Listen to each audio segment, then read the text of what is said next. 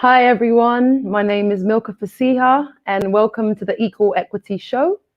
I'd like to say that Equal Equity is working in partnership with the National Youth Agency. So we are working in terms of capacity building individuals and also, capacity building individuals into leadership, management, and policy. So specifically around race, so Black and people of color and individuals and youth workers. I've got a few guests for you guys today, special guests, and this is in line with International Women's Day. So we choose to challenge lots of different things, and also within our theme of being well for March. My first guest is Alla Mohamed. Welcome. How are you doing today, Alla? I'm doing well. Thank you for having me on. Thank you. And Alla is a nutritional therapist in training and also a clinical pathway manager. So welcome, Alla. Thank you for being here. How's your day been, and how has your journey been into being a vegan? So my day's been well, thank you. Anticipating coming on today. And so I've been on a long journey, definitely probably approaching 10 years that I've been on a journey into veganism and into healthy living and maintaining a healthy lifestyle and really caring about well-being and understanding what it actually means for me as a woman and for me as a human being, and how I Okay. can support others in understanding how important it actually is. Thank you, Alla. So And tell us a little bit more around how you actually got into this journey and where it started from. So it started, I'm going to say, the end of 2013. I was probably about 21, 22 at the time. And as a young girl, um, when you first start dealing with menstrual cycles and when you start dealing with puberty and womanhood, you're you're told to you're told that, let's say, period pains are a normal occurrence. It's something you should expect to feel. It's not out of the ordinary. Everyone Yeah, experiences them. Even if they're to the highest degree of pain, it's normal. Pop a few yeah. pills, it'll be fine. Deal with it and then move on. So at the end of 2013, I experienced some of the most excruciating pain that I've ever experienced in my life when it came to around my cycle time. Yeah, And so to the point where I was like, okay, this is not something that I can just manage month to month. This is something that's actually quite intense and is quite hindering. Is it was stopping me from going to work. It was wow. stopping me from just really just sort of living a healthy life on a day-to-day basis. I was in pain all the time. So I went to my GP, I explained my symptoms, and obviously they refer you, so they referred me to a gynecologist, waited however long for an appointment, and then they told me, okay, so you've got a cyst, and the solution to your pain would be Mhm. to remove it. Once we remove it, every pain is going to be eradicated. You won't feel anything anymore. So I thought, oh my God, this is the holy grail. This is going to save me. This is what's going to get me out of the way that I'm feeling, the intense pain that I'm feeling. So I'm waiting for the appointment. My surgery day gets here. I'm excited. I'm thinking this is a new chapter. I'm going to be able to live my life normally. Surgery comes, and after surgery, you do expect to experience some pain. Obviously, um, you've been sort Under of surgery. yeah. So you're expecting some sort of pain. So Yeah. after that, I would say a month went by, and I was like, oh, I'm still sort of feeling what I was feeling before. But I said, okay, it's just a month. Maybe my insides are still raw. They're still healing. It might take a little bit of time. Generally, they tell you 3 weeks and you can get back to work. I went back to work after 3 weeks, but I definitely was not feeling 100%. Okay. Then the second month came along and I was like, oh, okay, this is strange. I'm still feeling in pain. I thought this was supposed to be the solution, the answer to all my problems. And then I decided, okay, let me go back to the GP and see actually what it is they're going to suggest, because I'm still in pain. So either the healing hasn't finished, or this, what they thought was the issue, was not the issue. Yeah. So come, let's say, a few months later, I was just basically told, I was just given the highest dosage of drugs, medication to sort of suppress the pain and just to manage the pain, as they would say. But I really wasn't given any resolve. I wasn't given any, let's say, diagnosis. I wasn't told this is what it is, this is why. It was more so, get on with it. Let's see how it goes. We'll give you this drug, we'll try that drug, and we'll see. So I would say towards the end of 2014 is when my And how then old were you at this point, Ella? So just I kind of was giving us a time scale around. so it began in at the end of 2013, and by Okay. the towards the end of 2014, I believe I was 22 at the time. I was Wow. like, I was with my boyfriend at the time, who is now my husband, and we were just sitting there, and we were just like, what are we gonna do? What are we gonna do with these pains? And then he actually suggested, let's try. I think we were just Googling at the time, and we was like, let's just cut something out. Apparently there was a study, I think it was a study at the time, where they said meat can have a detrimental effect, or it can affect certain things. So at the Okay. time we was like, at this point I'll try anything, because I was just, I can't live like this anymore. And sort of that's what snowballed into me now here being a vegan. So we cut out, with his support, we did it together actually.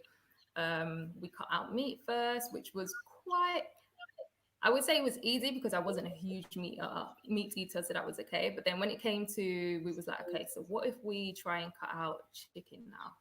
That was the real, oh, that was the tough one, because it was Nando's, it was the 10 wing platter, it was your local chicken shop, it was mum's food.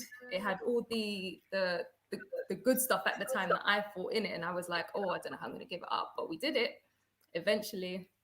And then Wow. slowly but surely we just start cutting out different things out of our diet. And I was initially, I won't say that I noticed the difference, but definitely after some time. Like, it wasn't I cut out meat and then a month later I was pain free. No, I cut out meat and then maybe several months later I started to see small impactful changes. Small changes, but they were enough for me to say, okay, this is the road I need to continue down on. What were the changes? Just curious. I think I've done, I guess, vegan January a few times. I've done like a couple months, and then I slip and then eat, and then it's just been, yeah, it's just been this roller coaster of, I don't think I've been consistent apart from a few months at a time. What changes did you see, and yeah, how did that, I guess, continue? I guess, how did that motivate you to continue the Yeah, journey into being a vegan? I won't lie to you, it's transitioning is very hard. It's a mental game. It's Yeah. all mental. It's having a goal, understanding and reiterating to yourself why I'm doing this, what the end goal is. It's okay. At first it was, or okay, just have it on and off, have it one day, then don't have it another day, to sort of to get it going, really, because I knew if I just sort of cut everything out at the same time, there was no way I was going to stick to that. It's too hard. It would have been too much of an obstacle. So the small impactful things that I saw were maybe less heavy periods. I saw that my mood was just a little bit better. Like, I felt better in myself. Like, the pain still was bad, but because I think it might have been more a mental thing, where, because I knew I was actively doing something to better myself, it was motivating me and keeping me going. Like, it's gonna work in the end. It's gonna support me in the end. So that sort of keeps you going and keeps you on your path, Yeah. and sort of helps pain as well. If your mental is zen, you know, you're supporting yourself and you're helping yourself. Do you think it was a placebo effect? I guess this is, again, going back into Mm. when you think you're taking something that will help you. So some people take painkillers and they think, oh, it's going to make my headache go away, or whatever it is. Do you think there was a placebo effect around you thinking, if I cut out meat, if I eat healthier, there will be a difference? Or do you think it was a physical impact that you saw from cutting out meat? What I would say is I wasn't naive and I wasn't lying to myself in the fact that what my pain levels were and that what my pain tolerance was. I had a very high pain tolerance at the time. And sometimes while I was researching, even now, while I research on YouTube or I'm just watching videos and looking at different remedies and stuff, I see people and they say, I cut this out for 7 days and oh my God, my whole life was changed. And I'm like, from my experience, I might be different, but from my experience, the body doesn't work that way. It doesn't just automatically change. There's a detox system. The way your body digests things now. There's change, there's alterations that have to be made within the body, and it doesn't happen in 7 days. So I went into it realistically. I didn't have any sort of naive thoughts that this was going to change, but I went into it realistically, just saying it's going to take a while, but just keep at it. And I just had something just told me, just keep going, just keep trying. It will eventually help and support you with what you need. And how long has it been now? How long have you been a vegan? And how has that impacted your health? So I started of 2014 cutting. So I cut out meat, then I cut out chicken, and then I started with dairy. So I was still eating fish.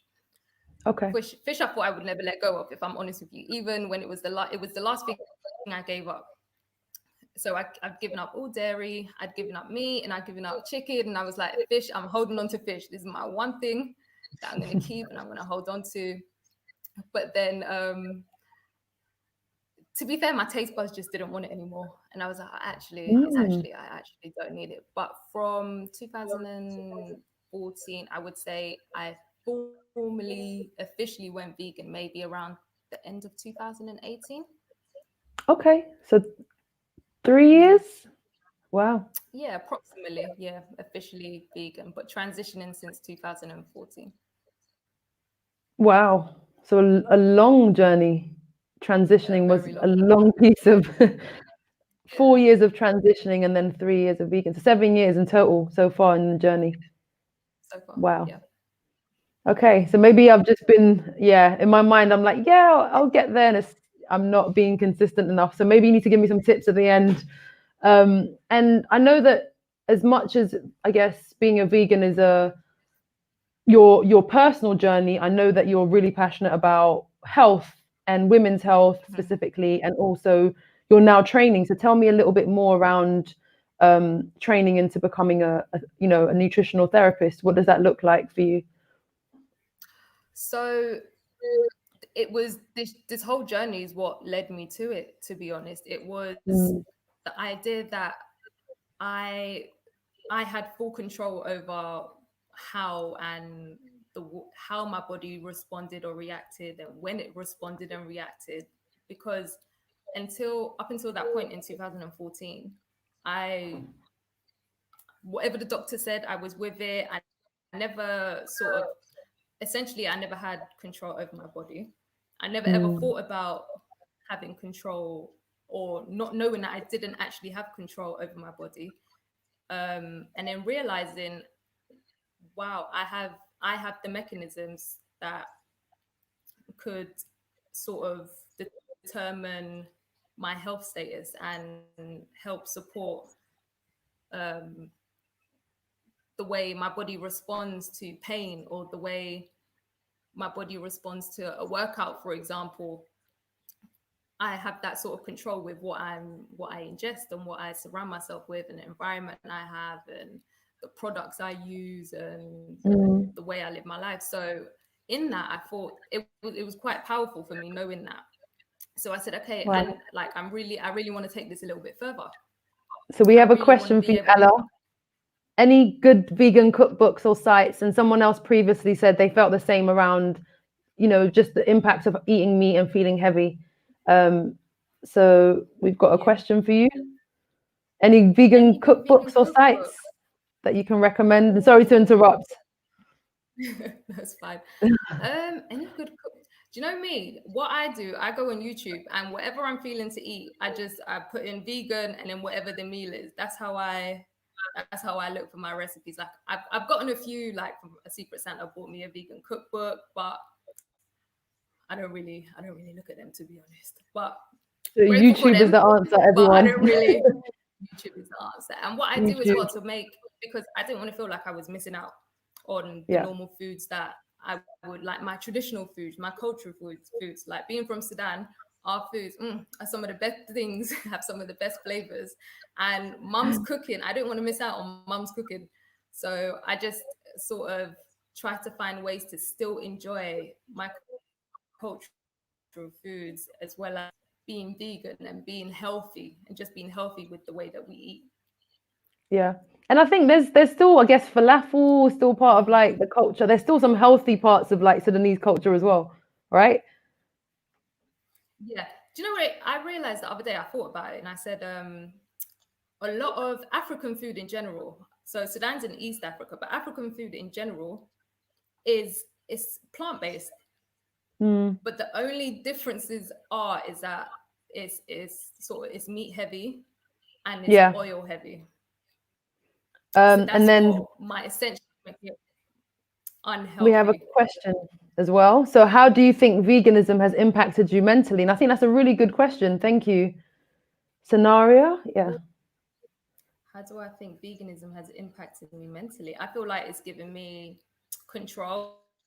It's given me control over my life in a certain aspect, because this is something that's in my hands, something I'm able to sort of, I can sail the boat, and I'm deciding what my health status is. For example, I'm deciding if I'm going to feel slumped at the end of the day, or I'm deciding if I'm going to feel, if I eat this energy bar, that I'm going to be energized, and if I drink 2 liters of water, I know I'm going to feel good, or my system's going to be clear. So having that control over me and a certain aspect of my life, because as you know, we have no control over life. We don't know which way it's going to go, but being able to have something or that little control over it is good as well. It's impacted me well. I watched a TED talk actually. It was around mental health, and it was I can't remember the name of it, but it was really interesting. It was around just in terms of what we eat. I think they did lots of different tests around giving people vitamins and just trying different supplements for different mental health issues. And it was like phenomenal results. And it was like, I sat there thinking, wow, there's so much that I guess affects our emotions, affects our brains, affects our just the way that we feel, and mood being like a massive one of them. If you exercise, you feel like you've got energy and you've got endorphins and you feel really good. Same with the food that we're eating. Some foods will bring us down. Yeah, what I've learned, or what I've learned is that your body sort of has, to a certain extent, it has control over your sort of your mental health. It has control over the way you perceive things or the way you view things. So it's as much as it might sound repetitive, or it might sound like a used out statement, what you are, you are what you eat. Yeah, you really are what you eat. How you feel is going to be determined by what you eat. What you eat is going to determine how you feel. It's like a cause and effect. Yeah, 100%. And one more question just for you, and we'll probably move on to our next guest. Is, I guess you were 20. Oh, we've got another comment. Mumtaz, in the spirit of being open, honest. Yeah, 100%. And the vegan diet, cutting out meat, poultry, big impact on the health conditions people have and help elevate symptoms a lot. Yeah. So I think the audience are agreeing just so much around food and the impacts on food, just not on our physical body, but our sexual reproductive systems, our mood, mental health, so much. I guess my advice would, my question was, what advice would you give to someone that's 18, 19, 20, maybe experiencing some of the same symptoms that you did, and say they can't become a vegan? Is there any other healthy ways of, any other health tips that you might recommend which might help them in the long run? Yeah, what I want to say is veganism or plant-based, I'm going to say veganism, it isn't for everyone. Everyone's body cannot sustain a vegan lifestyle, maybe due to genetics or maybe due to whatever lifestyle factors there are. Everyone can't be vegan, and it doesn't suit everyone, and that's fine. But it's more about moderation and just being aware of alternatives and being aware of limiting certain things. And okay, maybe eating meat 2 times a week, and the other 3 times having a real plant-based focused meals, or just always thinking about alternatives where the staples are good, but that means you're limiting your diet. And there's so many fruits and vegetables and grains, and there's so much out there that It's true. sort of has a stigma that it's not nice or it doesn't taste good. But if you got a little bit of flavor, you got some spice, you got some, it's all in the seasoning. It's all in the seasoning. If you season well, then your food will be nice. Yeah. And what I would Honestly, say I for the think 18-year-olds, the young kids, yes. that, the younger women, should I say, who may be experiencing pain. Period pains are not normal. Cramping or initiation or to initiate that is coming is normal, but like excruciating period pains, being bed bound, having to take pills throughout the day is not normal. So I would suggest go see your GP, ask for a gynae referral, just look into it. Don't leave it alone. That stigma needs to die. That period pains are normal, because they're not. Safa saying that basically in this day and age that you don't even know what's in the food. There's GM foods, and you don't know what you're eating as well. So that's a really good point, Safa. Thank you. Yeah, it's true. Reading ingredient list, that's another big one. Find out what is in the food that you're buying. Half of the ingredients, sometimes you're like, what is that? Your ingredient list in the back of your food should be simple, plain English, and something you recognize and something that you're aware of. Anything you're not aware of, look into it, find out what it is, because there's so many artificial colorings, it's artificial flavorings, MSG, GMO, all of that is detrimental to health. So it's just making small changes. Said that as well. Yeah, she just said steroids as well. Yeah, 100%. Just be aware of what it is you're putting into your body. Have a little bit more control over that, and it'll just enable you to live a better lifestyle, mentally, physically, and all round. Wow. Thank you so much, Alla. We're going to move on to our next guest. I'll see you in a little bit when we all come together for a discussion. But thank you so much. I think I've seen you speak to children about health. I've seen you speak to aunties and grandmothers. You speak to the whole community around health, and I know you're a big advocate for eating better and overall seeing the difference, and specifically for women. I've seen you talk about women's health and how important it is. So thank you for taking the time out to come in today. And I'll catch you in a little bit. Thank you. And our next guest is Monique Williams, who is also in training, but she's training to become a psychotherapist and also works with men released from prison in Switchback and manages a team. So we would like to welcome Monique. Hey. Hey. Hi, that was so interesting. Yeah. What did you take from Alla then? I think that maybe I'll try vegetarianism again. I'm like you, like I cycle round and round, and then the chicken always gets me and I go back into eating meat. But yeah, that was inspiring, especially thinking about how it impacts your body and being connected to your cycle as well. I think that was really interesting. Something I'm thinking about at the moment. Yeah. So thank you. Thank you. And I think I've tried veganism bits and pieces, and I haven't stuck to it as well. Same as you. I think you've been better than me, if I'm honest. I don't know, man. You were vegetarian for a while. Yeah, then I slip back. I've done it about 10 times.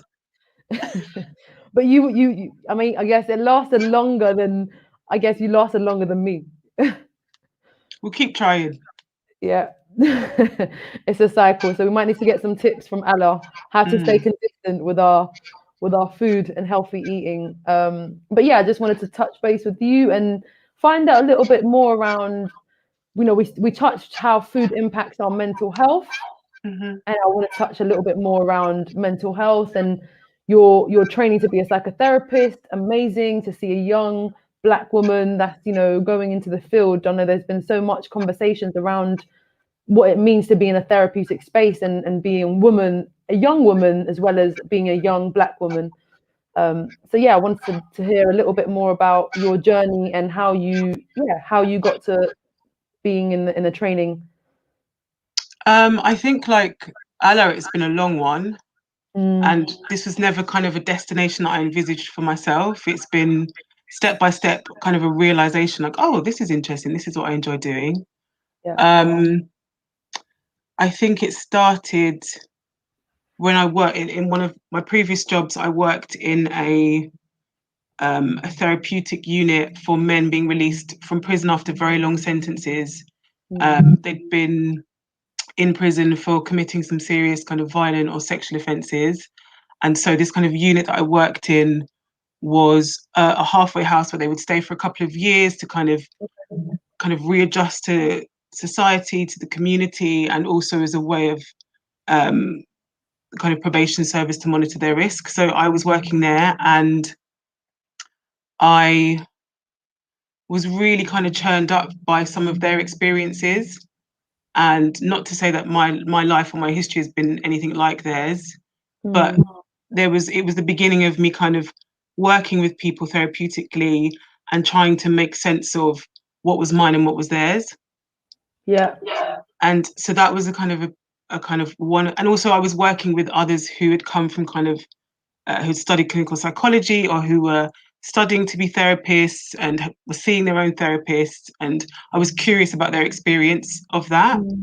And then I think also what happened at the same time is that I lost a really good friend of mine. And that was a traumatic experience. And it was, so those two in combination kind of led me to seek my own therapy. Okay. And I think also, although those kind of things were the kind of catalyst for it, I think also I'd recognized, but then had ignored, there were some patterns in my life that I was repeating. And so I kind of started my own, I kind of found a therapist. I tried previously when I was younger and it just hadn't stuck. I wasn't ready, and you have to be ready. And so I found a therapist, and then from there, I was in my own personal therapy, and I became more and more curious about what it would be like to train myself, and then, but never really voiced it, never really had the confidence to voice it. And my therapist actually said, although he swears to this day that he would never tell me what to do or advise me to do anything, but I remember, this is my version of events.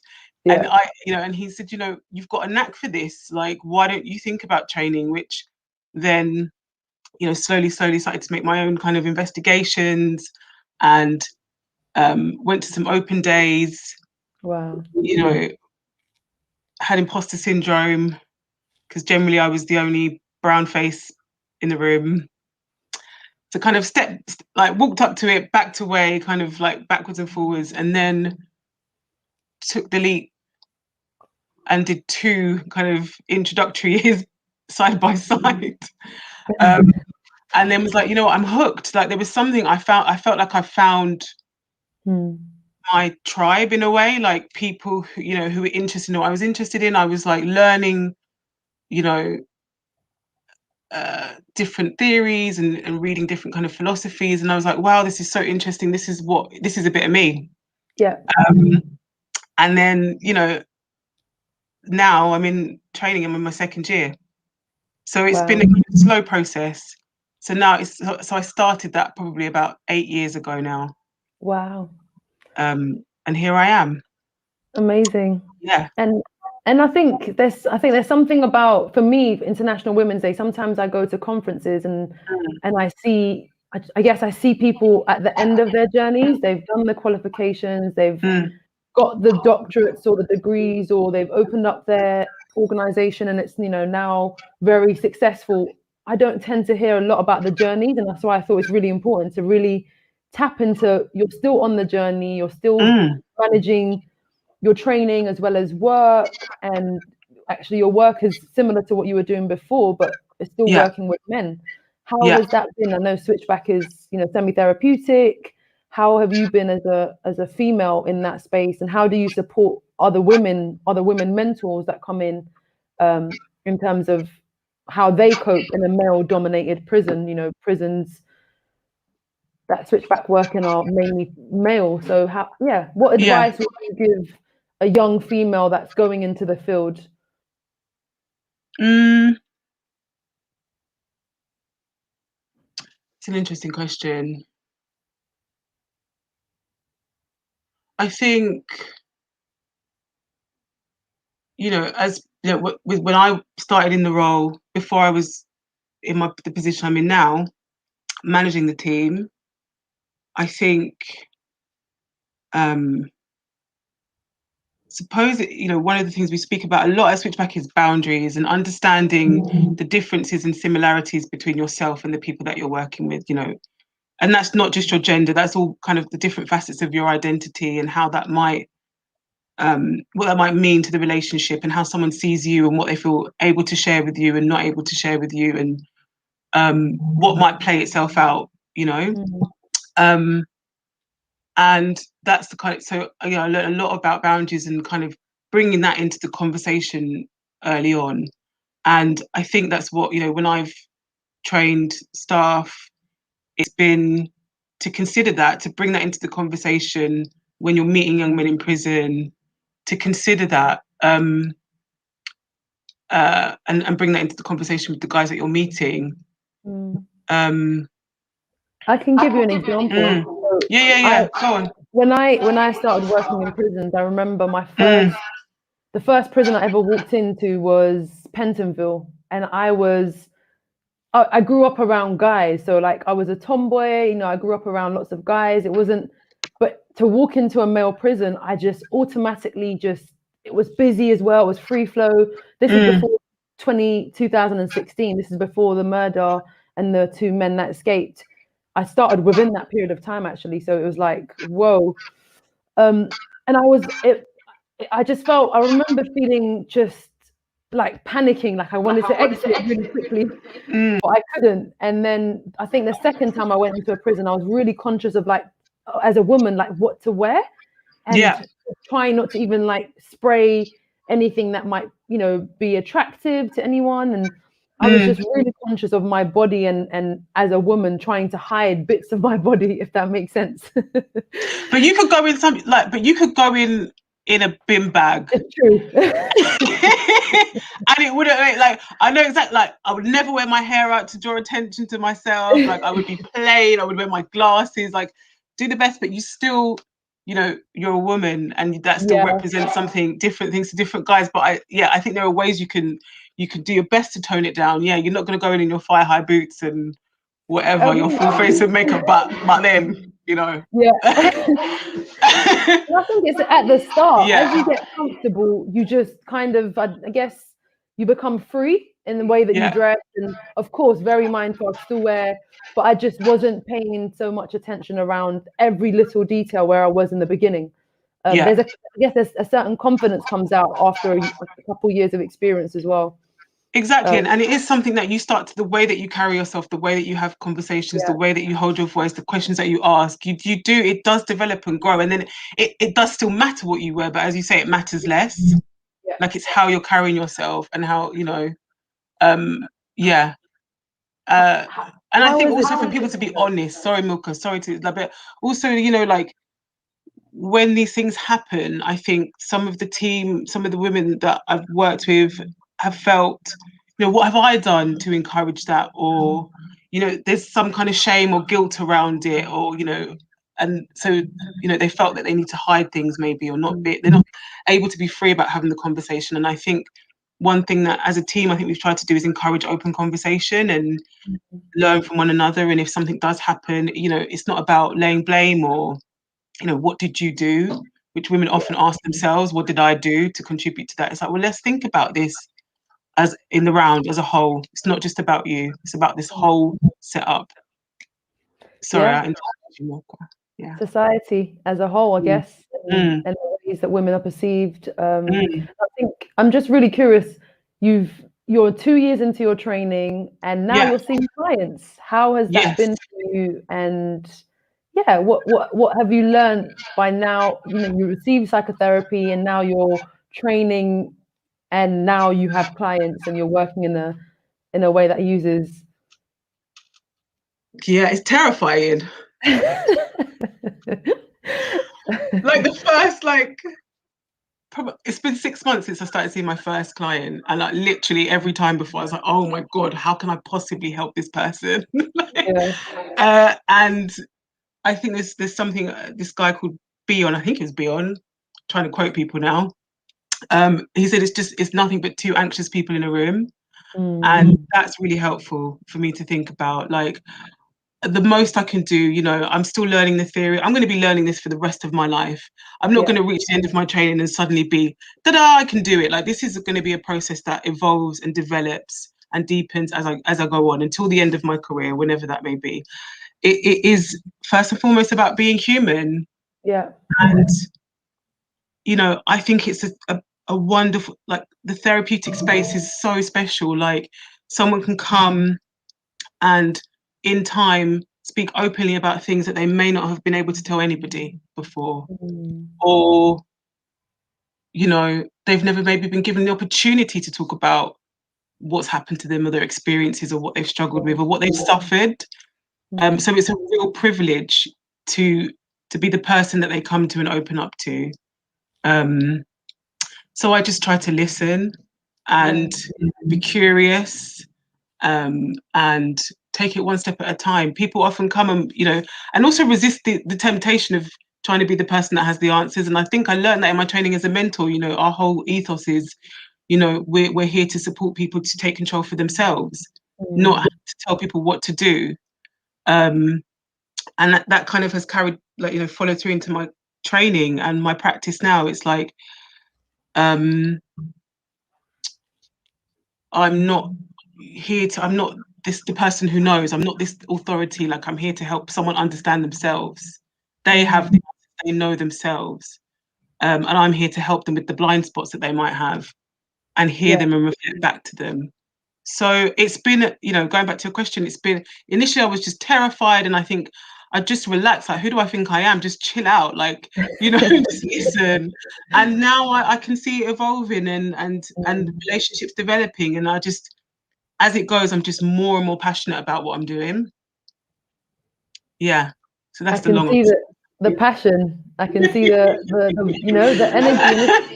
It's really nice to see just the journey and where you're at, and I guess where you want to go. What does it look like when you do finish your practice and your training? Sorry, what does your practice look like? Are you hoping to set up? Have I would like to. I mean, I would like to eventually have my own practice. That's the goal, to have my own practice, to really dive into this work, and use my skills and expertise in different ways. I would love to work, psychotherapeutically with the young men that we now work with, in a way, somehow stay connected to Switchback. It means a lot to me. It's been the last 5 years of my life. And I really am passionate about the work that we do here. And I don't know what else. I haven't thought that far ahead, but definitely, I don't know, but definitely having my own practice. Nice. That's the dream. I've got one last question. So I think a lot of people, especially young people, don't really understand what therapy is, and not necessarily that what therapy is, but they don't know what type of therapy would be best suited for them. Yeah. Some people might have experienced in, I guess, statutory services like CAMS, or might have experienced counseling in a way that maybe didn't work. And then that kind of puts them off. They grow up and they're just like, I've had that when I was younger, don't like it, don't want therapy at all. What would you say? Yeah, how can we, I guess, raise awareness around different types of therapy and different types of therapists, and finding a match, almost like dating, right? You date, you find out what person is suitable, what kind of style you like, and different approaches. How can we simplify what going to therapy is, and kind of like, I guess, hammer out some of the myths of what therapy is, and especially what psychotherapy is? I mean, a common question is like, what's the difference between psychotherapy and counseling? Yeah. I mean, it's interchangeable. Generally, like, psychotherapists maybe have longer trainings than counselors. Thanks, Lee. Thank you, Lee. The lead actually. Go, Milka. Oh, he's actually from National Youth Agency, so he's NYA. Nice. CEO, so yeah. I think you've kind of, picked on something that's really important. Like, you can shop around. Like, you can meet someone and be like, you know what, the vibe's just not right for me. Yeah. I think having a sense of who you'd feel comfortable speaking to. I didn't want to speak to a woman, for various reasons, but I wanted to speak to a man. Okay. And that was important to me. I think, like, some people would only want to see someone if they're, of color. They only want to see a therapist of color. Yeah. I think, I'm distracted by Mumtaz's question. Yeah, so I think that's a really good point around identity. Yeah, definitely. Thinking about exactly where you would feel comfortable. And, for me, I'm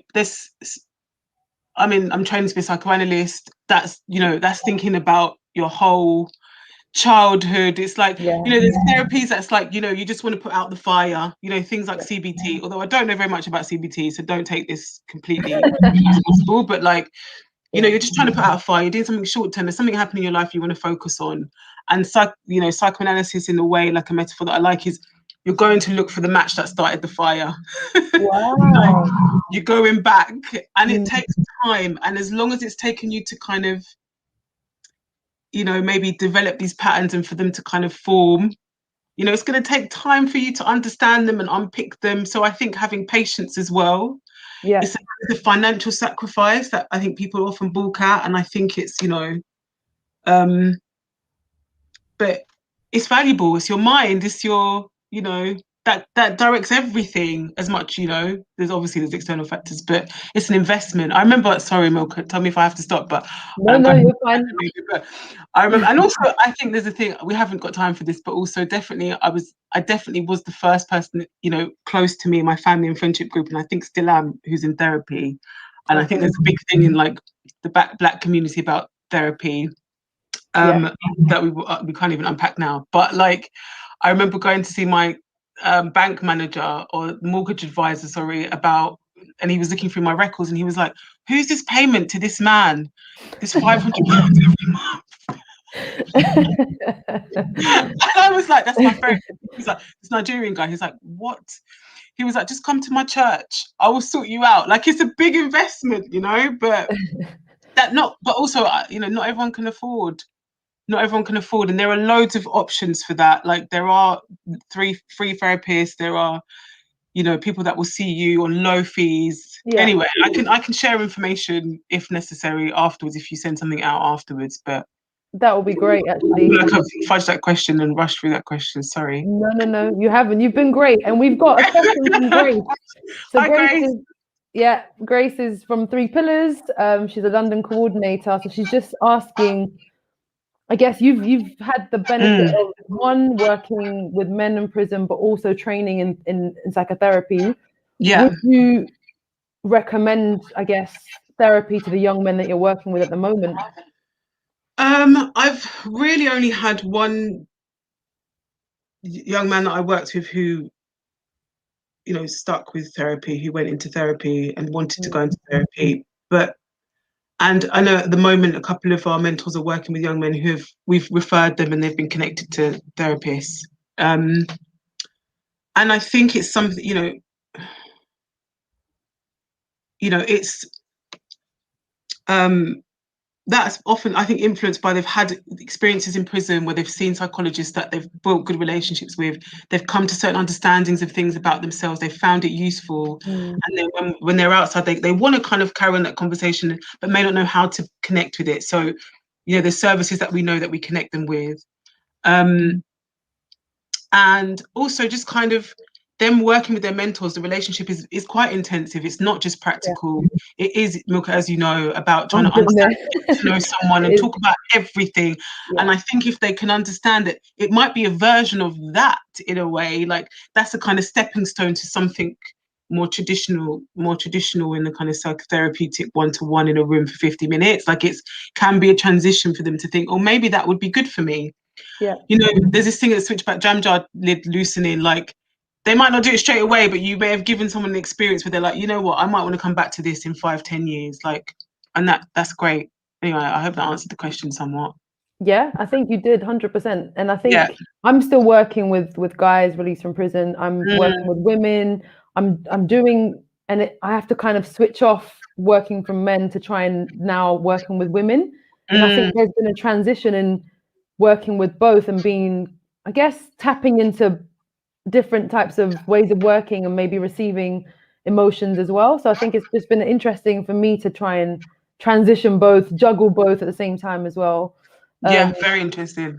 And I think you might be interested in Power the Fight. So they've been having lots of discussions around therapeutic interventions for peace. So there's a tip report that came out, and one of the things they spoke about was a lot of the young people and families that have been involved in or affected by violence haven't necessarily had therapeutic support, and specifically Black and people of color haven't tapped into therapeutic support. So it's trying to find out, how can people, I guess, dismantle the myth of therapy, but also what the suggestion was around what it feels like to be therapy when you have like someone was saying in the comments around having a white therapist, and if they're not culturally competent, how can that cause damage actually in that space? Yeah, and I think that's great. I think I had a look at the tip report and Power of the Fight, and I think what you're doing, like kind of starting upstream and helping people to think about and process their experiences, that will, what that will do, the positive kind of repercussions of that, the ripples from that, could be amazing. Yeah. Absolutely fantastic. Yeah. Thank you so much, Monique. We've got one more guest. Pleasure. And then we will all come in. So you're not going yet. Don't go anywhere. No, I won't. I'm right here with my tea. Okay, good. Thank you so much. It's been really insightful, honestly. I think for anyone that's thinking around training into psychotherapy, you've just been able to kind of dissect what it actually is. Even that analogy around finding the match, I'm going to use that if you don't mind. Okay, cool. Take it away, man. Thank you. Speak to you in a little bit. We've got our next guest, Abee, and Abee's the Director of Youth Work for National Youth Agency, and also one of our partners for Equal Equity Show. So welcome, Abee. Hiya. Thank you. How are you? I'm all right, thank you. I've made pages and pages of notes, actually, after particularly the session with Monique. I really like the jam jar analogy about loosening the lid and creating the opportunities for people to come back to it. So that was really useful for me. And it built on a conversation I was having with a practitioner from Birmingham earlier on, actually, so really? Who was talking about the need for supervision and better therapeutic and clinical supervision for youth workers that are working with young people. Yeah. So there was a lot that's been said there about looking after yourself and being able to take care of yourself when you're working with really vulnerable young people, cultural competence, the need for the right environment. That was really helpful. So yeah, thank you. No, you're welcome. I mean, I didn't do anything. Say thank you to the guests when they come back in. And I think, Abee, you do so much. You do so much in National Youth Agency, but I really wanted to speak to you about all the other things that you do that maybe sometimes are not always heard. So I really wanted to bring all those things to the forefront. I know you're an advisor and I know you're a chair of organizations as well. Yeah, tell me a little bit more about the other work that you do outside of National Youth Agency. Okay. And so I wasn't expecting that. Thanks, Milka. So, okay. So, sorry, that's okay. So, you know, first and foremost, I'm a youth and community worker. So I might be a director and I might be an advisor and I might be a chair of a board, but the reality is that my passion is young people and community development. And so all of the projects that I'm ever involved in are always connected to that in some way. So as well as working at the MYA, I also am an advisor for a project called the Refugee Youth Service, which works with unaccompanied refugee and asylum-seeking young people that are in camps in Calais and Greece. And also I am a board, chair of the board actually, for a project that works with young women and women that are exploited through street sex work or are at risk of sexual exploitation. So there's lots of different things, but they're all definitely connected through the strand of, you know, prioritising working with young people. So yeah. And I think that's the bit that I saw and I was like, oh, I didn't know this. And I was really interested because I guess I've had a mixture of, I guess, experiences, worked with men released from prison. I'm also working with women right now, working with Abee, and I think it's just kind of they're all connected streams, but they're all different parts of the same string is probably the way that I would describe it. Same with the refugee work. I think that's all connected with young people. It's just that their circumstance might be different. And how does it actually work with the work with refugees? I know it says that it's in Athens and in Calais as well. Yeah, so you go there, travel. Sometimes Wow. I haven't been across to Greece, but I've been across and done a couple of bits of work in Calais. So a couple of years ago, we managed to kind of, at the MYO, we managed to do some donations and we took a lorry over of some resources and things, but a lot of it's around training. But so the project works on the ground with young people that are living in the camps. Okay. So they're on journeys. So a lot of them have been exploited or trafficked. And it's just about trying to get them into a place of safety and trying to provide the support services for them that they need. So the kind of work that I do tends to be supporting more training and skills and development and kind of doing some advisory work for the organisation rather than the really important work, which is what's happening actually with the young people directly. I think it's all connected. I think for someone that's been doing frontline consistently, I've realized so much work goes on for the frontline work to happen. And that's all the background stuff, that's coordinating, that's bringing the funds to even make it happen in the first place. I think there's lots of layers to the work that you're doing at the moment. And how did you get into youth work? I know you were a lecturer as well for 5 years. I was, yeah. God, I feel like, do you remember that programme, This Is Your Life, from the 80s, where they was like, and then you did this? It feels like that. Sorry. Okay. No, it's fine. I've been doing my research. Yeah, you have. So the community that I grew up in was quite a poor community. So I didn't know anybody that had been to university. You know, it wasn't really an option. So where I grew up, there was a lot of unemployment, or people used to go to work in a potato factory or the tights factory, or they had a baby, and they were kind of like the options. They were what you did one of those things. And I remember my teacher saying to me, you won't even be able to hold down a job in a tights factory because you're too mouthy. And that was his like little shot to me. And I was kind of like, well, if nothing else, I'm going to show that bloke that there's more to me than just that. Yeah. And so when I was probably about 18, I was like, well, what am I going to do about it? How am I going to do something different? And how can I create different opportunities? So I got into some volunteering, and I went and did some voluntary work in a young people's drop-in centre. And then, I just went from there really, and kind of did a few different different roles, working with young people and working with communities. And then when I was about 26, 27, there was an opportunity to go to university on a bursary place where you could get some additional money, because I would never have been able to afford to go to university. Like, it wasn't for people like me. You know, we didn't go to uni. And then, so when that opportunity arose, I took it, and then, had some lucky breaks, worked hard, and got really, What was you lecturing? I'm just really curious. Okay, I didn't get to find out what it was. I just know that you were a lecturer. So it was youth and community. So I was training as youth and community workers. Yeah, that was where I got to eventually. But so I worked in loads of different projects. So I was interested in listening to the stuff that you and Monique were talking about. I used to work with young people that were living in the secure estate, and they used to come out on day release and do projects that I was running. I ran young women's projects.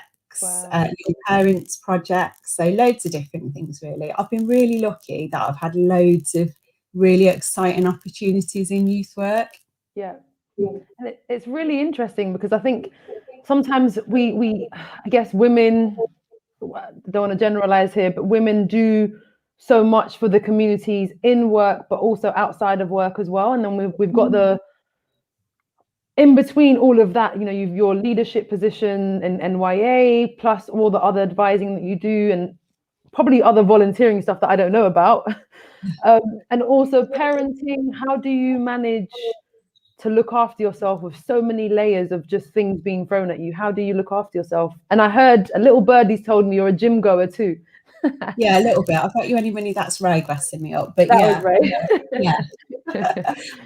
But I think that's a really big part of it. And you know, and Alla was talking about some of this stuff at the start of this live, is about really getting to understand the things that you need to do to protect you in some of these spaces, and how best you need to look after yourself in order to be able to do the different jobs that we do and the different parts of our identities that we have as women. You know, whether that's as a mother, whether it's as a wife, whether it's as a director or a community member, whatever it is that we're doing, you kind of got to protect yourself in that too. And whether it's about the way that you eat, or, you know, the way that you work out, or having therapy, if that's, you know, the right thing for you, getting that right supervision and support, it's all connected, I think. There was also a point, I think it was Monique that used the phrase, and I'd written it down before she said it, about finding your tribe. You know, and I think having a really good network of support around you, people that you trust, people that you can talk to, people that you can connect into to bounce ideas off and to reflect back and to kind of unpick some of those difficult situations that you might have been in, is a really key part of protecting yourself when sometimes we find ourselves in spaces that are pretty uncomfortable.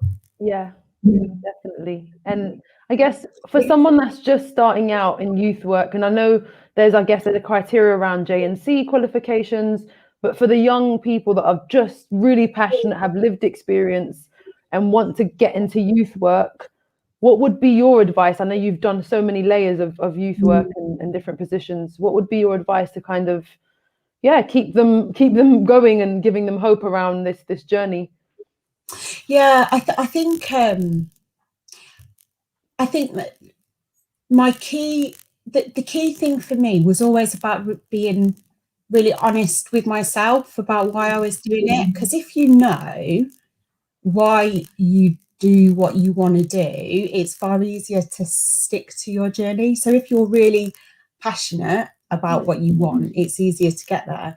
And then I think it's about connecting in with different people in your community. So it's about finding your tribe. So who are those other people that might be interested in the same things as you, or wanting to work in the same spaces as you, or doing the same work as you, and building those networks. And I think through those networks, you find those people that can support you and help you and open those doors for those conversations with people that you might not have have known before. Like I now want to pick Alla's brain about some of the stuff she was talking about nutrients and the female body. And I'm like, yeah, I need to know more about that. Yeah. But being in this environment has created the opportunity for me to hear about her and get to know about her work and potentially tap into it. And I think supporting young people to find those networks is really important. And probably trying to find a really good youth worker, you know, that can help them do that kind of thing would be amazing. Yeah. And you're a fellow vegan, so you mentioned you are. So how did you get into veganism, and how long have you been vegan? Just curious again. Well, not as long as Alla, but not a dissimilar situation. So I have got like loads of health issues and autoimmune stuff, and I was noticing the different things that I eat cause different like allergic reactions or made my body feel not very good, and if your body feels rubbish, then your mental health's not good, and then it affects every aspect of your life. So I found out that I was celiac about 9 years ago, so that's no gluten. And then I became vegetarian, well, pescatarian to begin with, and still ate fish until that was about 7 years ago. Stopped having fish about 4 years ago, and then I cut out dairy was about the same, and then I stopped like full vegan, no eggs, no nothing, was only from January. So this January. Yeah. Wow. So I'm still like the odd egg and things like that, but no, full vegan only from January this year. So wow, you're probably the first person that I know that has stuck to the vegan January and has continued. It's a slog. It is a slog. I think I heard Alice say something about you do it kind of like it's a bit of a day by day thing rather than a forever thing. That seems to be the trick, really. Wow. And it's important. I think there's so much, I know you've got so many International Women's Day events, but it's really nice to just connect with you and get to know you and learn a bit about like just you as a person outside of all the titles as well. And I think that's an important part of like connecting with women on, as they exist as well. Yeah. And I think sometimes for me, there's a big thing about like synchronicity, and there's lots of things that are different, but there's lots of things that we have in common. And sometimes it's about like, what can we learn from each other about those points of similarity so that we can support each other. Monique was talking about, you know, like that imposter syndrome thing and that little bit of advice about just two anxious people in a room. And I was like, what a wicked piece of advice. Yeah. You know, just to think about all of those interactions in that way. The other people are probably just as scared as we are. Imposter syndrome is massive, isn't it? Yeah. Like, you know, certainly for me as a woman, it's been a massive challenge for me in environments like this. What am I doing here? Why is anybody going to listen to me? Or going into those meetings with all of those people and, you know, all those men in the room and you're the only woman. It's like, oh God, what do I have a right to be here? Should I be here? Have I got anything to say? So I think it's how we connect with each other and how we can support each other with some of those things is really important. I definitely agree. I think I speak about imposter syndrome a lot, and it's just something that just exists. I don't know if I had to visualize this thing, it's like a gray cloud that kind of follows you around and you second guess yourself and you're overthinking. And and women are you know, more likely to have imposter syndrome as well. And it's just that constant reassurance of, you know, telling yourself, I belong here. I have to take the space. And all those things. I'm still struggling, but it's a lifelong journey. It is definitely. It is, but I think, you know, catching up with other people and catching up with other women, and, you know, like I say, that two anxious people in a room, I'm never going to forget that line. And I know that next time I'm in a situation where I'm like, oh God, I'm feeling a little bit like, should I be here? If that little voice, or that big voice, in the corner, it's just two anxious people in a room, even though the context was different. That's something that's going to help me through. And so I think there's a lot to be said for how we create spaces where we support each other and help each other in that way and share experiences. Definitely. I'm going to bring the other two back in the room so we can all have a discussion. Alla and Monique, would you like to rejoin us? Thank And we can you. all speak. That was great. Thank you, Abee. I really enjoyed that as well. Me Thank too. It's lovely to be here. Like that quote. Yeah, Anxious people in the room. yeah. Ella, Now I it's can't hear you a little bit. Come a bit closer. Can you hear me? Is that better? yeah. A little bit louder, but yeah, we can hear you. And I guess my question for everyone actually in the room was around International Women's Day. The theme was to challenge. So what are we challenging in this room? And I guess I've heard Alla speak about physical health, women's health, and understanding that, and Monique, mental health, and just knowing what you can and can't control. I'm hearing so many different layers, but I really wanted to give you guys an opportunity to speak around what would you like to challenge in relation to young women and girls and the way the society is set up right now. I feel like you guys talking about imposter syndrome is really interesting, and like how can, and because my work has been very much about working with individuals to kind of discover their kind of agency and choice, and to have high expectations of themselves that maybe people didn't have of them for various different reasons when they were growing up. And I think, like, thinking about young women, like, how can we stop another generation of women like having imposter syndrome? Like, how can we do, like, well, it's a big question, but like, how can we nurture young women to feel good and feel confident and not feel like they have to question their whether they belong in a room, as Abee was saying? I mean, that's just one thing that comes to mind. Really important. I feel like it's also understanding, as a woman, you go through so many different stages in life. You go through so many different, just even down to hormonal changes. You go through childhood into puberty, into reproduction, into menopause, and that in itself brings so many different experiences and so many different just lifestyle changes and environmental changes, and just understanding that where you are in life or how you are in that moment in time is not sort of how can I say it? It's always going to be different.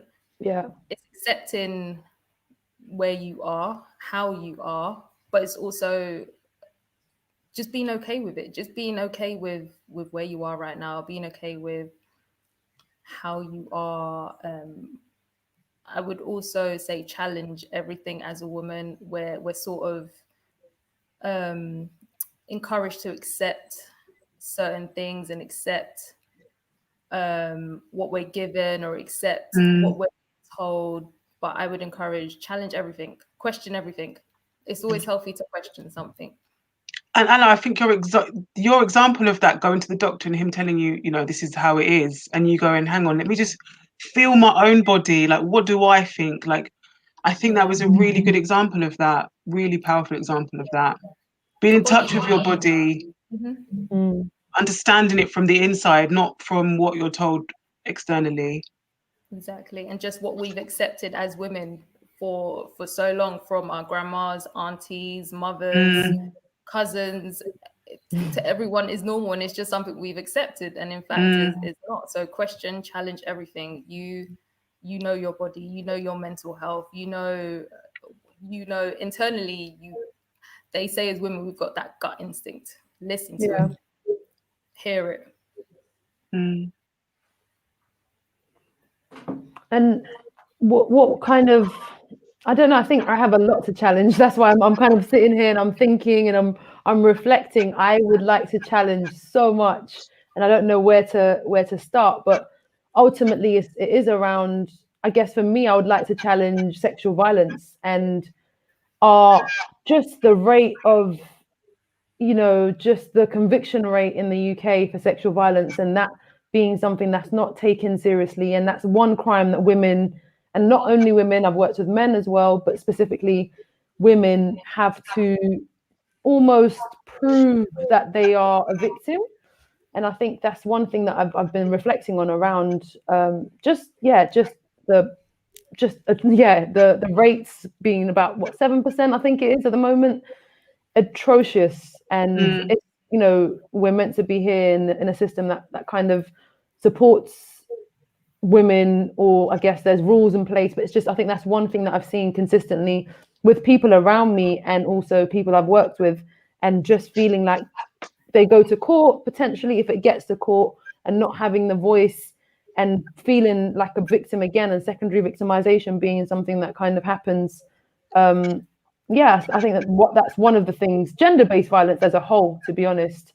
I've been reflecting a lot around my work as an IDFA. I worked in a police station, and remembering a lot of the stories of just so much just horror and pain that women have gone through, you know, honor-based violence, gender-based violence, domestic violence. And yeah, just wondering, I hope those women are okay, but also just hearing more trauma from other women that I interact with in all different spaces, personally and professionally. I think that's what I'd like to challenge around. Yeah, just when someone tells you, believe them and really take that on, and stop questioning this question thing. Where does that come from?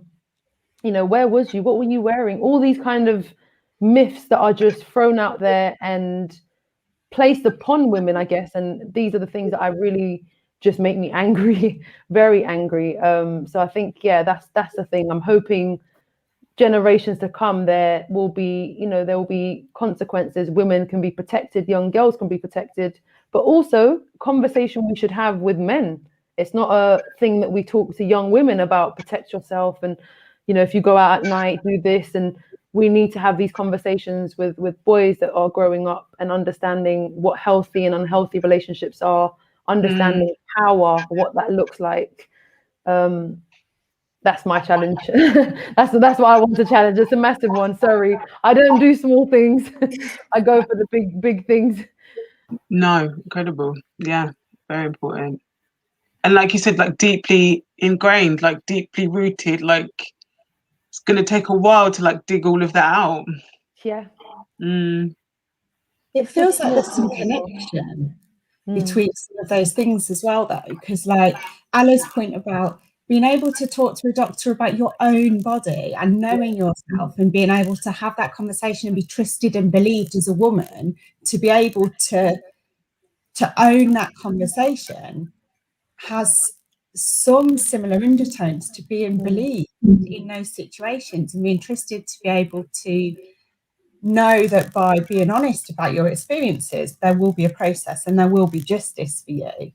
And to a degree, that notion of imposter syndrome as well, like you have a right to be heard, you have a right to be believed, and you have a right to be in this space. And it feels like, to me, I'm not quite sure what the connection is, but it's something about that, isn't it? Like women and young women should feel safe in all of those spaces, whether it's with their health, whether it's in a work environment, or whether it's in, you know, in terms of the criminal justice system. It's sad that we're still talking about these things in like 2021, isn't it? Yeah, definitely. And I think also, Milka, what you're saying, coming at it and kind of talking to the young men, like we know, like, you know, a lot of guys in prison, one of the kind of the most common kind of predictor of people ending up in prison is growing up in a home where there's domestic violence, and that is normalized. And kind of catching that before someone starts to act that out in their own kind of relationships, and understanding that and helping someone understand that traumatic experience, you know, is really important. Thank you, Mumtaz. Thank you so much. It's been really great. Thank you for joining us today. So I think, for the domestic violence, I think for me, I remember this really clearly. I was working in an IDFA as an independent domestic violence advocate, and I was going to leave the women that I was working with, predominantly women actually, the men, and I think there's something else, we'll probably another conversation, but around the men that were experiencing domestic violence weren't necessarily the ones that would speak and engage with services. So the most of my clients at the time were women, and I was leaving that job to go into a prison, and I couldn't tell them. It was like heartbreak I couldn't tell them that I'm now going to go into a prison, because that would just be a betrayal for them and everything they experienced. And I was that person that was in court with them. I was that person through, you know, putting safety plans and everything with the police and meetings and all sorts of things, protecting their children, to then say to them, I'm leaving you to go into a prison, which for them was, you know, some of their ex-partners, husbands, family members were there for the harm they caused. It was such a conflicting moment for me, and I didn't tell them where I was going, if I'm honest. I just said, I'm moving on to help other people, and I just kind of left it very vague. And yeah, it's that.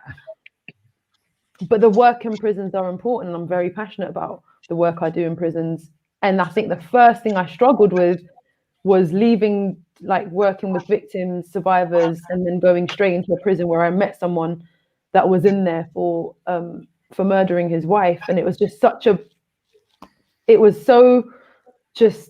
quite a lot, because I was in that job. I had to try and remove the I guess the work that I was doing in the, you know, victim survivor head, and try and just have a clear space so I can do the work in prison and just have no judgment and be there and be present when I was doing that work. That was difficult. I mean, I think it's kind of come back to what Abee was saying about the importance of supervision and support. Yeah. And how did you square that? That's such a split. Just myself. By yourself? Crazy. Self-talk. And I didn't have supervision when I started working in prisons. I think some of my jobs now, I've got supervision, but that moment and that switch, I had to do that switch myself, and just learn to not feel guilty, not carry the shame of, and just try and, I guess, distract. Like, I had to split myself into two: one person that was working with people that have been harmed, and potentially one person that was working with maybe some people that have done harm, specifically in domestic violence. And that's what I had to be a different Milka, if that makes sense. But yeah, we definitely need supervision, and I think that's an important part for all of our roles. And even if you're not necessarily in a frontline position, I think you're still somehow interacting with trauma, because you're a part of, you might be reading the case notes, or you might be interacting. So it's just so important to have that safety and support in place. And even if you're not frontline, but you're in an organisation that is kind of working within these sectors that are really difficult, working with trauma, you know, this really wonderful idea of parallel processing, that it kind of, what's happening in the front line between the young people or the service users or whatever language you use, is kind of that Mexican wave. It kind of flows into the organisation, and then so many different dynamics play out amongst the team and the staff. And that, you know, you have to understand how what you're working with is just kind of raw human experience, and that kind of flows into all of us, even if we're not at the front line, and can impact the way that we do our work as a team. So it's very important for everyone, I think, to have a chance to understand and think about what might be going on. Yeah, I think it's trauma, I guess, being trauma informed in an organisation. I think there's so many layers to that, and I know it's a big buzzword, but I think if we start with the basics, like well-being, how is everyone today? And we're all working remotely now, which makes it another layer. Some people are hiding their children all their lives, and then now their children just pop into a Zoom.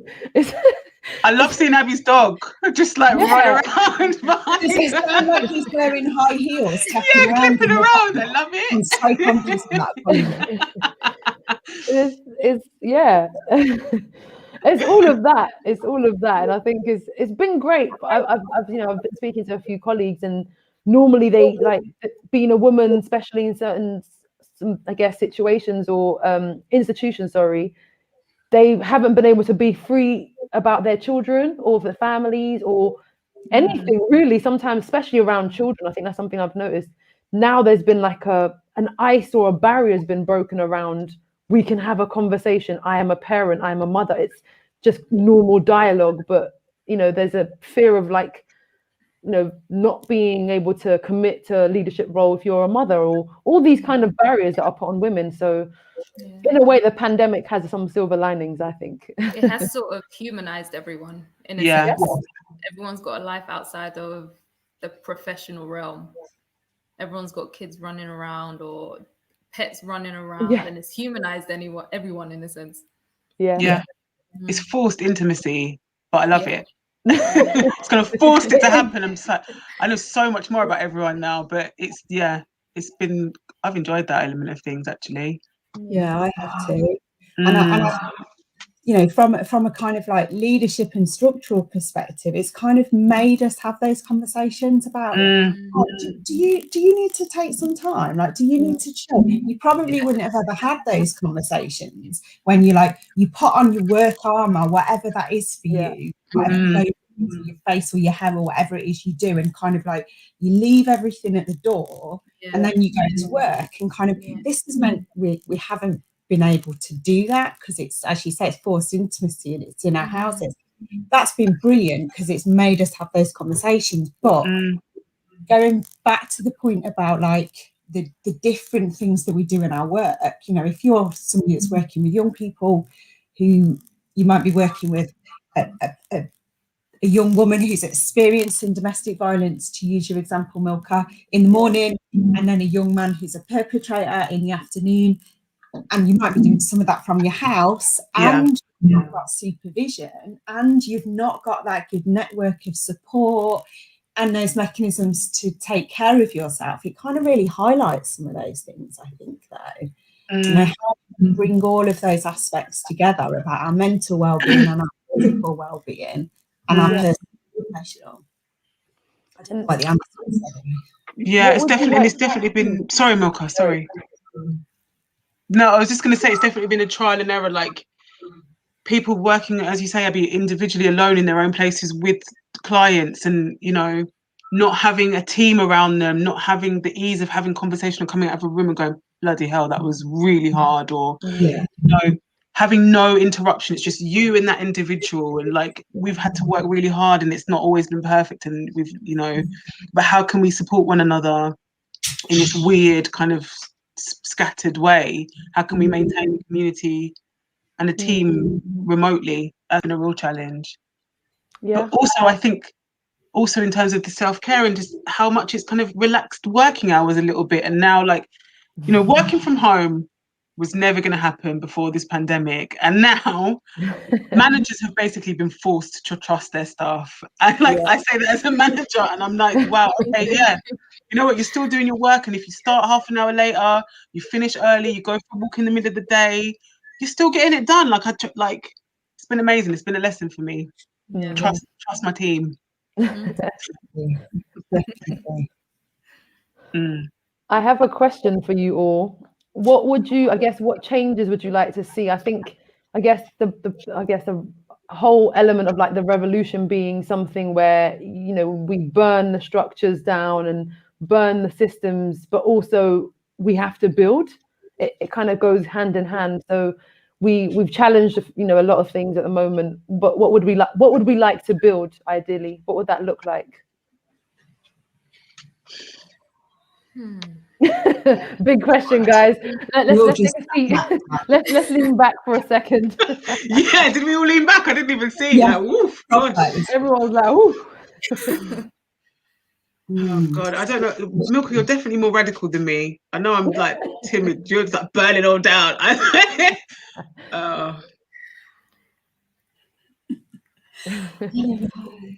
Burning structures that are burning structures that are not helpful. So we're speaking about oppression. So specifically around women, what are the things that are holding women down? You know, we can talk about the gender pay gap. We can talk about the gender pension pay gap.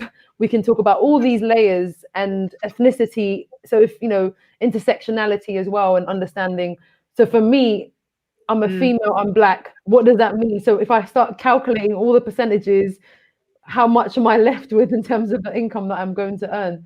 It's all the layers of I guess, what society, what are the things that are not helpful at the moment?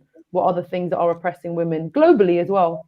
And what would we like to see and build for women, for the next generation that are to come?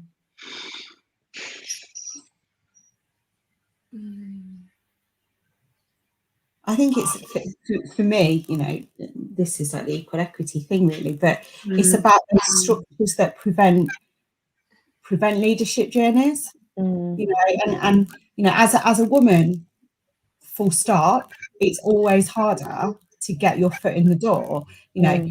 But I'm also conscious that I'm a white woman. So my experience of that might be very different to yours, Milka, might be different to yours, Monique, might be different to yours.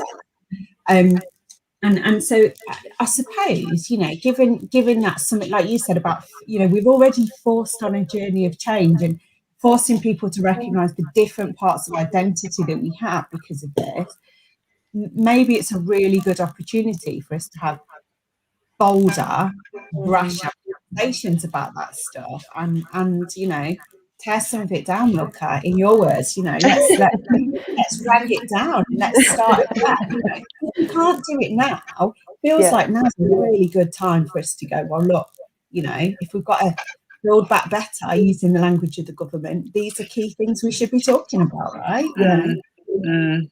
How are our spaces inclusive? I agree. Bolder, braver conversations. I agree with that, definitely, Abee.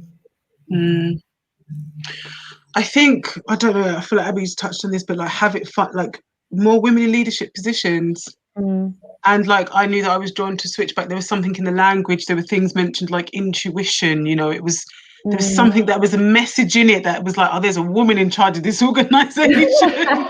and you can tell. You could just, you can tell the language. I felt like, yes, and you know, I was like, wow. And I was really impressed by this woman and inspired. We're different, we're from different backgrounds, you know. But that has kind of inspired me to kind of want to move into a leadership position, and I've been encouraged in that way. So I think having that role model, having more role models, more varied role models, women from different backgrounds in different ways, you know, that is inspiring, and having them somewhere visible we can see them so young girls can be inspired. That's important. Representation. 100%. I think that's a really important point, Monique. I've been thinking about jobs and job applications and recruitment. Every time I see a job, if it's, I don't know, I've got a fitness background, so if I see fitness jobs, the language would be like coach, or whereas if it's mentor, I've seen more women apply for specific roles. It's really interesting seeing how language in a job spec will determine who would apply. And I remember we were like looking at recruiting more men in one of my older organizations, and they were thinking of, we can use these words and instead of these, or if we're looking for women, use all the words that you said, intuition, or words that are more empathetic, stuff like that. It's really interesting. Recruitment is fascinating, honestly. There's a psychology behind recruitment. I've been interested in just the kind of who applies, who comes in, and how interview stage looks very different to application stage. When you meet the person, it's like, you know, all the nuances and all the things that have been on paper jumps out, and it's fascinating. We're actually so one of our last I guess we've got a conference coming up for everyone that's watching. It's called Momentum, and it's around racial justice, the youth sector, and recruitment. So that will be on the 30th of March this month, between 10 to 2 p.m. and it's really looking at how can we keep the momentum going around racial justice conversations. How do we, you know, all the activism, and we're doing activism in different ways. How do we do that? So that's a conference that we've got, Equal Equity, in partnership with National Youth Agency. So we'd love everyone to join. It would be streamed live as well as on Eventbrite. And so Maggie said it's really hard to move into more senior roles in non-profit civil service sectors as a woman of ethnic minorities. Yeah, really good point, Maggie. Any tips around? I know everyone's a manager in this room. Any tips around how do young women pave their way into leadership? I think there's something I'd want to understand about, definitely specifically about Maggie's experience, but like, and thinking about women of ethic, I think for me, again, like not being self-centered, like, but just thinking about my experience, like being able to be myself and like, like encouraged to be myself and be confident and find my feet, and like the whole organization has to support that, otherwise it's very difficult. Like if you don't fit a particular mold, in some places, then you're never going to climb. That's very So important. organizations have Very to important part. want to see diversity and actively encourage people and make people feel comfortable to come as they are and not have to try and fit into this mold. And that's my 2 pence. No, really important. Being authentic, being yourself. And Alla, you were saying something. Sorry, I don't think we managed to hear you. Sorry, yeah, no, I agree with what Monique just said. Being able to be yourself in senior roles or in leadership roles is quite challenging. For me, for example, I work in the NHS and currently I'm a clinical pathway manager. So I'm slowly but surely climbing up the ladder. But the higher you get, the more you realize that there's certain paths that you may be discouraged in going down, or you may be spoken to in particular ways, and those things sort of reinforce the imposter syndrome. Should I be here? Is this for me? And I guess it's just the way the whole structure has been set up, and unfortunately it hasn't changed, and it's something that definitely needs to change as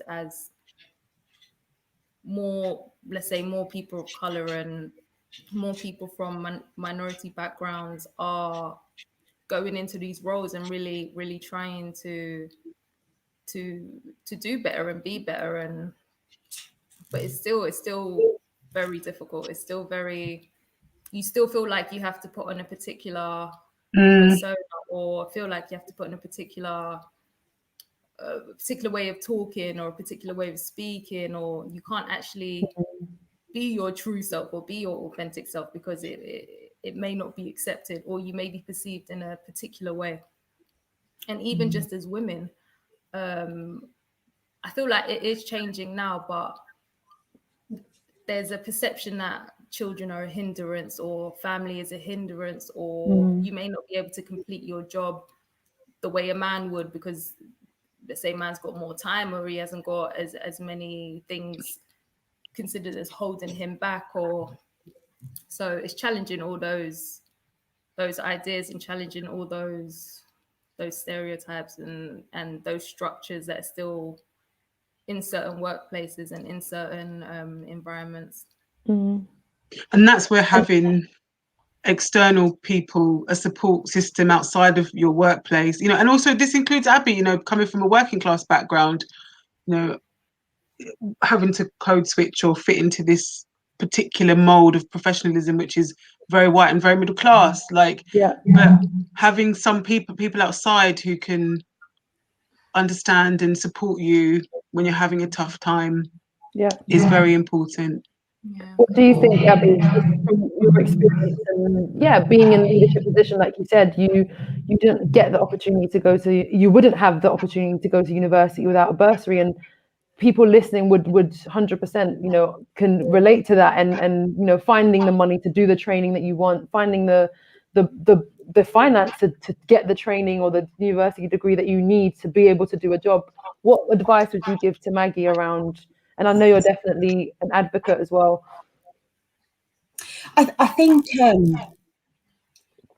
there's 2 parts there, and I think the thing that Monique spoke about having your people around you that you can talk to. So I remember seeing a job years ago, and I saw the job advert, and I was like, I could do that job. I could do that easy. And then when I sent for the stuff and it came through, and I saw the salary, and it was like, I don't know, I think it was like 25 grand or something. So it's almost double what I would normally earn. And I was like, oh, I can't go for that job. And my friend says, why not?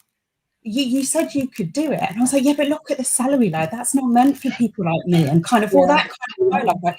So I was really lucky that I've got people around that were going, what do you mean? Like, and could big me up and kind of fill me up enough for me to feel confident to apply for that. So having that support structure is really important. But equally, to the point that the question was made about, but it's different, if you're a Black woman or if you're a person of color. I think that those of us that are in those positions of leadership, and those of us that have got a seat at the table and have got the opportunity, like it's about us being held to account about what do we need to change about the structures, what do we need to change about the language of the advert or the way that it feels when people come.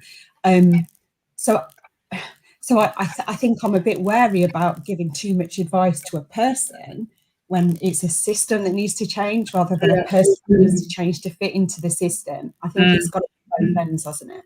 Yeah. And Grace is saying, you know, how do you pick your battle? So we can all relate to this, being the only woman in the space, and you're in a meeting and you're there, you need to say something or someone cuts you off, all the things that happen to women. And then another layer of that would be being a Black woman. How do we pick our battles as women in general, whether we're Black or white? You know, how do we pick our battles with a day-to-day day-to-day life? Monique, you're thinking hard. I see this. I'm thinking sometimes you just gotta leave. Real I don't know, I was talk. just I thinking, love it. I'm getting everyone to think today. I don't know. I just Sometimes think, you're not is going to it win. worth it? Sometimes it's a place you just got to get out of. You got. Sometimes it's about discernment. Like, are there people here that are going to be able to understand me or hear me or be on my team or kind of support me? And sometimes, no. Sometimes you got to get out of there. But yeah, I don't know. That's my first thought anyway. How do you pick your battles, guys? To me, it's just, is it worth it? Is it worth whatever the situation may be? I have to sit and think about it. Like, is it worth it? Is it going to resolve anything? Could I possibly spark change? Could I make someone or this thing understand? And if I feel like no, then I'm not going to give it the time or energy. I'll find another way to work around it. Because sometimes you can talk and you can scream, you can shout, you can try as much as you can, but some things you just can't change. But there's always a different way to go around it, and it's finding those different ways and challenging things differently.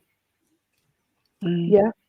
And I think Audre Lorde would say, you know, your silence will not protect you. And I think that quote really hit home, because sometimes in institutions you just don't feel like you can speak, and you have to navigate how you speak or how you challenge. It's very subtle things that you can do on the day-to-day. It might even be day-to-day interactions. You know, I would be having conversations, like going back to I guess women's experience. I was working in a police station and I would be saying she's the victim, but then they would say no, it's him, but not understanding just the kind of the victim blaming and all these things that came out. And it was there, I guess I was there to kind of just voice my opinion. I was probably like 24 at the time, and I was standing up to, you know, sergeants and big police officers with all this power, and I was saying, no, that's my, you know, that's the woman I'm working with.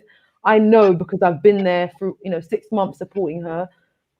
This is what's happening to her. So yeah, pick your battles for your own health. I would definitely agree. Sometimes it's not worth it. You will drain yourself trying to fight every microaggression, every comment, maybe every hiss that you get when you're walking home. And Tay said, what advice would you guys give to your 15-year-old selves? Perfect, Tay. That's exactly what I was going to say. That was my last question. You read my mind. I know we've gone a little bit over, but what would you say to yourself, your 15-year-old selves? What advice would you give? First, I would tell myself, you're beautiful, you're special. There's no one like you in this world. Like, capitalize on your uniqueness. That's the first thing I would say. And then I would just, I think, maybe tell myself to be kind to myself. I think I was very hard on myself as a teenager. And, you know, this is a lot of advice I'll give myself. And also, like, I probably would not have listened. But and also, like, you don't need to know everything straight away. Like, follow what you enjoy, follow what you love. Don't follow what you think you should do, what you think your parents think you should do, what your friends are doing. Like, follow your own enjoyment. Follow your enjoyment. That would be the one. Nice. Thank you. Abee, Alla? I think this is really hard, but I think I think it would be something about, and I know like you've seen memes and stuff for this, but you know those ones about like that bossy little girl and that mouthy little girl, and how people would have always, that would have been like what people said about me, like she's really mouthy, that one. And I probably internalized that quite a lot. Whereas now I probably would go back and go, do you know what? That's going to get you far, because having a voice is really important, and owning that voice and being able to be confident that it's okay. So I'm not quite sure I'd phrase it quite as eloquently as like love your Moniqueness, which has got like a proper ring to it, but it would be definitely something about owning my voice. I'd need to find a better way of putting it, but yeah. No, that's perfect. It's clear. Own your voice and powerful. Thank you. Alla? Yeah, I would say, just sort of jumping off what Monique said as well. You're one of a kind. There's no one else in this world who is like you. You are one of a kind, and just owning that, loving that, everything about you, everything about yourself, your womanhood, your journey, your growth. Just let life take you where it goes. Don't be too hard on yourself. Don't be worried. Just let life take you where it needs to go. Really powerful. I'm thinking about mine now. I'm like, oh, I had that question ready for you guys, but I didn't reflect on myself. So I want to hear the answer though. Yeah, I would tell my 15-year-old self, just go for it, keep going for it. Stop. I don't think I was second guessing myself. I think that came afterwards. So I think at that moment I was bold, I was loud and just owning space. And I think after probably getting into work, that's probably when I started like maybe shrinking a bit. So maybe at 15, I would say, go get whatever you want. I wanted to be, I think, a boxer or a footballer at the time. Don't listen to your mother, basically. My mother puts me into these boxes. Go and be the footballer that you wanted to be, and go and do the drama. I really wanted to go into acting, but, you know, coming from an African household, my mom was like, what are you going to do? Be on EastEnders? That's about it. What else can you do as an actress? So I would say follow your dreams and follow your creativity, and things that people wouldn't necessarily want women to do it. So go and play football. I was doing that. Go down the sport route and really, I think probably that's probably I'll say to myself, go down the sport route, go down the routes that women don't usually go to, if that makes sense. I was probably prevented from going down boxing. I love boxing, but my mum was like, someone's going to break your nose, and then what are you going to do after that? And it's like, thanks, Mum. No, she is really loving and very caring. Just a disclaimer, it's just there's certain comments that like has stuck to me, and I could have been a boxer or a footballer. So to all the women, young women out there, be whatever you want to be. Don't let society put you in a box in terms of gender. Anyway, and don't live up to stereotypes. Yes. Be yourself. Love your Milka-ness, your Moniqueness, your Alla-ness, your Abee-ness. Yeah. But Milka, there is always time. Like, you are never too old to go and chase any of those dreams. Absolutely. I think that's true. Yeah. I think that's so true. There's no time. Well, there is a time limit, but there is no time limit equally. With the pandemic, I've become unfit. But yeah, that's another story for another day. And I would love to, I guess, leave with this one quote just around well-being. And it's from, again, Audre Lorde, who describes herself as a Black feminist, lesbian, mother, and just all the intersections of who she is. And it's, self-care is in itself a revolutionary act. So as much as we're fighting, we're doing all the things that we're doing, we need to kind of maintain and look after our, like Alla said, physical, mental health, spiritual health as well. We didn't really touch on that today, but physical, mental, and spiritual health as well. Thank you for having the time, creating the time to be here with your busy diaries. It's been phenomenal. I've really enjoyed myself. I hope the audience have, if they're still there. And just want to say a massive thank you. I want to do one last thing. I just want you to do this. I can do a quick screenshot. I don't even know if I can do that while I'm. Can my helper in the background do a screenshot for me?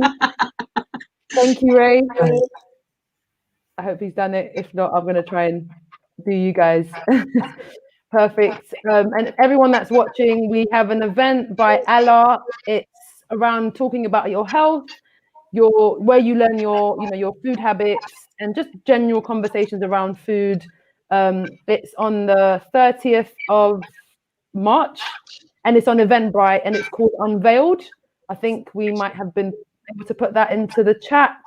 So thank you, everyone. Everyone said thank you, and they loved tonight. So well done. Any other socials? Anything else you'd like to promote? You've got a minute. I know we're over to. Gosh, I just want to say thank you to everyone. I don't have any social media. I'm so boring. Abee? That's boring. That is self-care perfectly. No social media. I love that. No, just your conference at the end of the month, Milka. That's just for people to keep an eye out for that. Perfect. And Alla's event as well. Yes. I feel like I should promote Switchback.